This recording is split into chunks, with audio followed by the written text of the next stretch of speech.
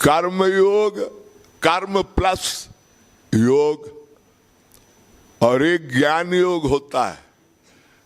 निर्गुण निराकार ब्रह्म, ब्रह्म के दो रूप है ना, लेकिन ज्ञान योग कलयुग में अत्यंत दुष्कर है।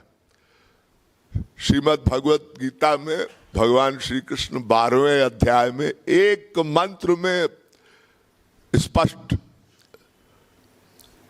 भाव व्यक्त कर दिए। अर्जुन, अव्यक्ता ही गतिर दुखम देह बद्भिर्वाप्यते। देहधारी आप लोग हैं ना, हम सब मनुष्य देहधारी। अव्यक्ता ही गतिर दुखम देह बद्ध, अव्यक्त जो भाव है ना, निराकार, इसका कोई आकार नहीं, कुछ व्यक्त नहीं।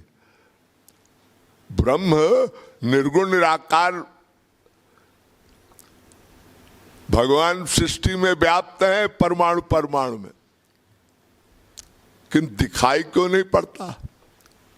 तो तुलसीदास जी कहते हैं, एक दारुगत देखिए कु पावक युग सम ब्रह्म विवेकु। रामायण। लकड़ी में आग है, दिखाई नहीं दे रही है।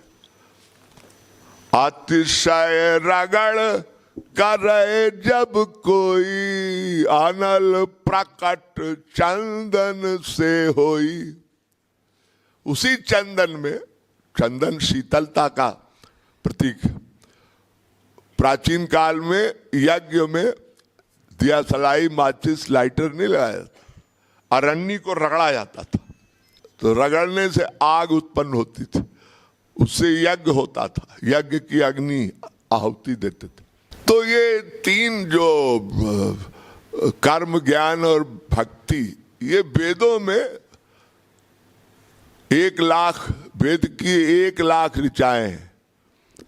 ऋग्वेद, यजुर्वेद, सामवेद, अथर्ववेद। तो इसमें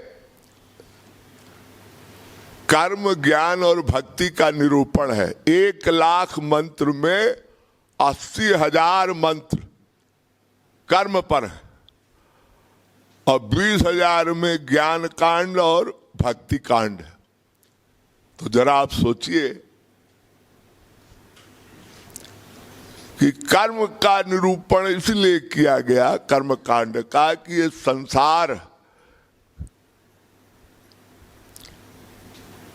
ये कर्म पर ही आधारित है।